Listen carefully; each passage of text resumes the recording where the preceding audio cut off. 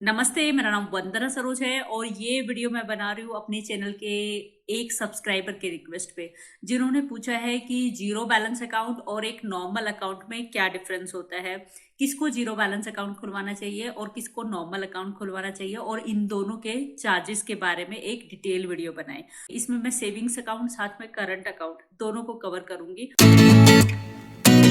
Zero balance savings account में दो तरह के अकाउंट होते हैं। फर्स्ट है BSBDA अकाउंट, तो basic savings bank deposit account, जैसे कि जन धन योजना अकाउंट है। जिनकी इनकम काफी कम है या इनकम फिक्स्ड ही नहीं है, जैसे कि कोई रिक्शा पुलर है या कोई कंस्ट्रक्शन वर्कर है, कोई भी ऐसा व्यक्ति जिसकी इनकम फिक्स नहीं है और वो एक पर्टिकुलर बैलेंस, कम से कम बैलेंस अपने अकाउंट में हर महीने मेंटेन नहीं कर सकते, ऐसे केस में आप ये जन धन योजना अकाउंट खुलवा सकते हैं या BSBDA अकाउंट खुलवा सकते हैं। BSBDA सेविंग्स अकाउंट होता है जहां पे आपको कोई भी मिनिमम बैलेंस मेंटेन नहीं करना होता है, तो एक तरह के जीरो बैलेंस अकाउंट है।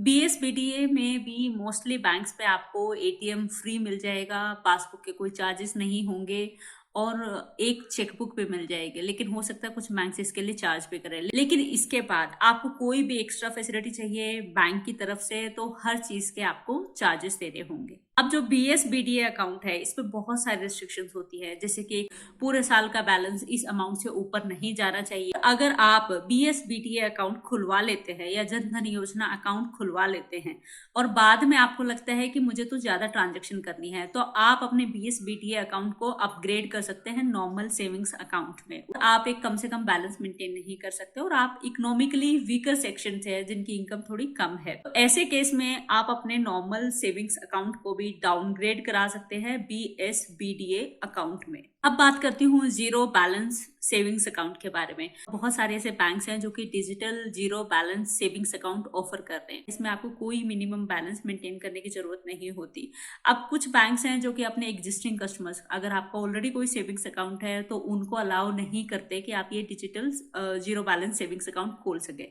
Kotak 811B zero balance savings account है, तो अगर आप ये ओपन करना चाहते हैं तो इस वीडियो के डिस्क्रिप्शन बॉक्स में आपको लिंक मिलेगा, उस पर क्लिक करके भी आप खोल सकते हो। और साथ में डिटेल्ड वीडियो मैंने बनाई है जिसमें मैंने सारी डिटेल दी है कोटक 811 बैंक अकाउंट के बारे में। तो जब आप ये जीरो बैलेंस अकाउंट खोलते हैं ऑनलाइन वेबसाइट के थ्रू या ऐप के थ्रू, तो उसके बाद कोई चार्जेस नहीं होते अगर आप कोई मिनिमम बैलेंस इसमें मेंटेन नहीं कर पाते, तो बिल्कुल ही जीरो बैलेंस अकाउंट होता है, कितना भी आप पैसा रखें या ना रखें। लेकिन जो और फैसिलिटीज हैं, जो भी एक्स्ट्रा आप सर्विस लेते हैं बैंक से बाद में, तो उन सब के लिए आपको चार्जेस देने होंगे, कुछ भी फ्री नहीं है। जो digital zero balance savings account है उस पे ऐसी कोई फाइनेंशियल लिमिट नहीं होती। अब ये मैंने दो तरह के जीरो बैलेंस अकाउंट्स के बारे में बताया। अगर मैं इन दोनों की तुलना करूं और आपको एक जीरो बैलेंस सेविंग्स अकाउंट चाहिए तो आपको BSBDA अकाउंट नहीं खुलवाना चाहिए, आपको खुलवाना चाहिए digital zero balance savings account. अब third, zero balance current accounts. तो बहुत सारे बैंक्स हैं जो कि digital zero balance current accounts भी देते हैं और कुछ बैंक्स हैं जहां पे आप ब्रांचेस में जाके भी ऐसा जीरो बैलेंस करंट अकाउंट्स खुलवा सकते हैं। तो जो ये जीरो बैलेंस है, इसमें सिर्फ आपको मंथली या क्वार्टरली बैलेंस मेंटेन करने की कोई टेंशन नहीं है, लेकिन इसके अलावा जो भी सर्विसेज हैं या कोई भी आप फैसिलिटी लेते हैं बाद में, चेकबुक, कार्ड, कुछ भी, उन सब के लिए चार्जेस हैं। अगर आपकी कंपनी सिर्फ शुरू हुई है और आप वरिड हैं इस बात को लेके कि बैलेंस पता नहीं फ्यूचर में मेंटेन कर पाऊं या ना कर पाऊं, तो उस केस में आपको जीरो बैलेंस करंट अकाउंट खुलवा लेना चाहिए और इस अकाउंट को आप बाद में अपग्रेड भी करा सकते हैं जिस भी करंट अकाउंट के वेरिएंट में चाहें फॉर्म भर के। अब बात करती हूँ नॉर्मल अकाउंट्स के बारे में। तो सबसे पहले normal savings account. Normal savings account में एक मिनिमम बैलेंस आपको मेंटेन करना होता है। अगर आप ये नहीं मेंटेन करते तो मोस्टली केसेस में जो भी चार्जेस होते हैं बैलेंस ना मेंटेन करने के, वो आपके अकाउंट से कटते रहते हैं। अब कुछ बैंक्स हैं जहां पे हर महीने आपको बैलेंस मेंटेन करना होता है, कुछ बैंक्स हैं जहां पे क्वार्टरली, मतलब 3 महीने में ये बैलेंस चेक किया जाता है। अगर मैं पब्लिक सेक्टर बैंक्स की बात करूं, सरकारी बैंक्स की बात करूं, तो वहां पे ये मिनिमम बैलेंस स्टार्ट हो जाता है 500 रुपए से, 500 रुपीज से, and it goes up to 10,000 rupees, 25,000 rupees. तो जितनी फैसिलिटी आपको चाहिए उसके हिसाब से आप कितनी भी लिमिट का savings account public sector banks में खुलवा सकते हैं। और अगर मैं प्राइवेट सेक्टर बैंक्स की बात करूं तो वहां भी ये डिपेंड करता है कि लोकेशन कौन सी है। जैसे कि विलेज है तो वहां पे हो सकता है 1,000 रुपीज हो कम से कम बैलेंस जो आपने मेंटेन करना है, या 5,000 रुपीज़ है, जो मैं कम से कम की बात कर रही हूँ। मेट्रो सिटीज में रह रहे हैं तो वहाँ पे कम से कम बैलेंस मेंटेन करना होगा 10,000 रुपीज़। 10,000 के बाद आएगा 25,000 मिनिमम बैलेंस वाला अकाउंट, उसके बाद 50,000 रुपये मिनिमम बैलेंस वाला अकाउंट, उसके बाद 75,000, उसके बाद 1 lakh, then 2 lakh and then 5 lakh. यहाँ पे कौन सा अकाउंट आपको खुलवाना चाहिए ये डिपेंड करेगा बहुत सारे फैक्टर्स पे।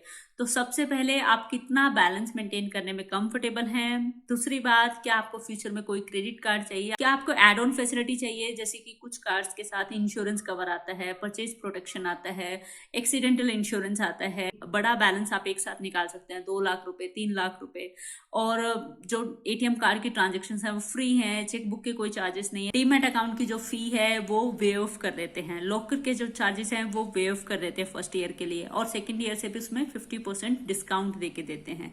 कुछ बैंक्स हैं जो कि गोल्फ कोर्स की फैसिलिटी भी देते हैं एटीएम कार्ड पे, जो एयरपोर्ट लाउंज एक्सेस हैं वो भी अवेल कर सकते हैं, इंटरनेशनल प्लस डोमेस्टिक भी अवेल कर सकते हैं। कोई भी ऐसी फैसिलिटी जो कि बैंक की तरफ से आपको मिल सकती है प्रीमियम क्लाइंट होने के नाते, अब वो तभी मिलेगी जब आप बड़ा अकाउंट खुलवाएंगे। बड़ा अकाउंट मतलब जहां पे बड़ा बैलेंस आप मेंटेन करेंगे।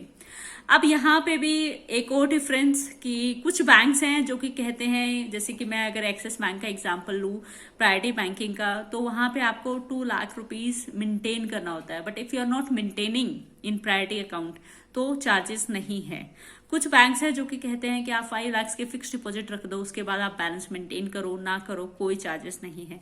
कुछ बैंक्स हैं जो कि पूरा जो आपका इन्वेस्टमेंट है, जैसे कि आपकी फिक्स डिपॉजिट है, आपके म्यूचुअल फंड्स हैं, आपका कोई और इन्वेस्टमेंट है, उन सबको कैलकुलेट करके उनको चाहिए रिलेशनशिप 10 लाख का, 25 लाख का, उसके बाद आप अकाउंट में बैलेंस मेंटेन करो या ना करो। तो ऐसा भी है कि कहीं पे एक कस्टमर की पूरी फैमिली के अकाउंट्स को कंसिडर किया जाता है उनके एवरेज बैलेंस की कैलकुलेशन के लिए। अब आपको डिसाइड करना है कि आपको अपने एटीएम कार्ड पे क्या क्या एक्स्ट्रा फैसिलिटी चाहिए, आपको किस चीज़ का शौक है, जैसे कि एयरपोर्ट लाउंज बहुत ज़्यादा आप ट्रेवल करते हैं, या फिर गोल्फ कोर्स अगर आपको गोल्फ पसंद है, आपकी रिक्वायरमेंट क्या है और कितना कम से कम बैलेंस आप मेंटेन कर पाएंगे। अगर आपको लगता है कि सारे एक्सपेंसेस काटने के बाद भी मेरे बैंक अकाउंट में जनरली हर महीने 50,000 रुपीज़ रहता ही है, तो आप एवरेज बैलेंस 25,000 रुपीज़ वाला अकाउंट ऑप्ट करें।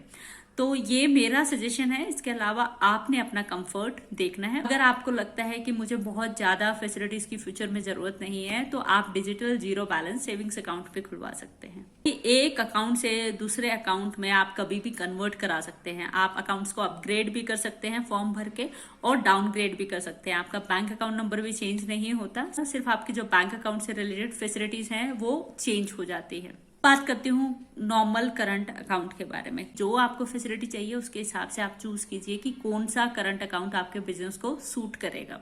जैसे कि कुछ फर्म्स हैं, कुछ कंपनीज हैं जहाँ पे कैश ट्रांजैक्शंस बहुत ज्यादा होती हैं, कुछ फर्म्स हैं जहाँ पे इनवर्ड रेमिटेंस बहुत आते हैं, कुछ फर्म्स हैं जिनको बार बार कैश डिपॉजिट करने की जरूरत पड़ती है ब्रांच से।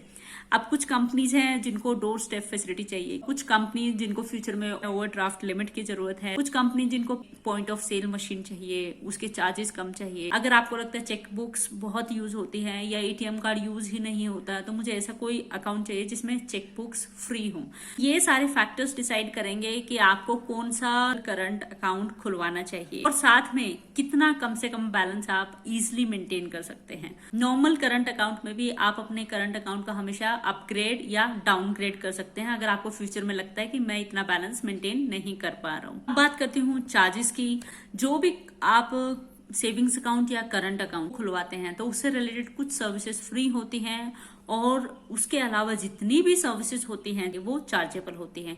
अब ये आपको पता चलेगा बैंक की वेबसाइट से, उस पर्टिकुलर बैंक अकाउंट के बारे में पढ़ के, या फिर आप बैंक में जब आप जाते हैं तो ब्रोशर भी मांग सकते हैं। उसमें आपको सब कुछ दिखाई देगा, क्या क्या चार्जेस हैं, क्या क्या चीजें फ्री हैं, कितनी आपको एनुअल फी देनी होगी फ्यूचर में, कितने नॉन मेंटेनेंस के चार्जेस है, हर चीज वहां पे क्लियरली लिखा होता है।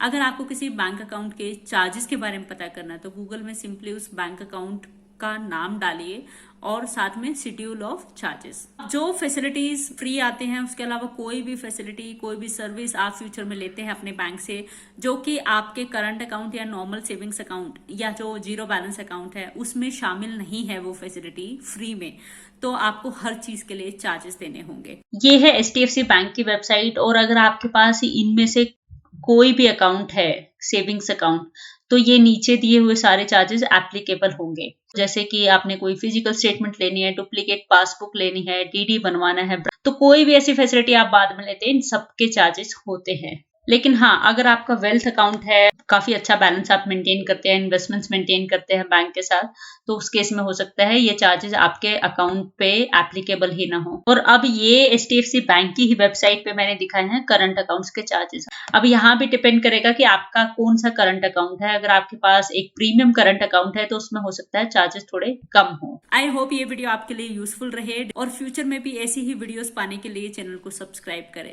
वीडियो के नीचे जाएं, यहाँ रेड कलर का सब्सक्राइब लिखा है, इस पे क्लिक करके घंटी के निशान पे क्लिक करके ऑल सेलेक्ट करें। यहाँ से वीडियो को लाइक करें और यहाँ से दूसरों के साथ शेयर करें।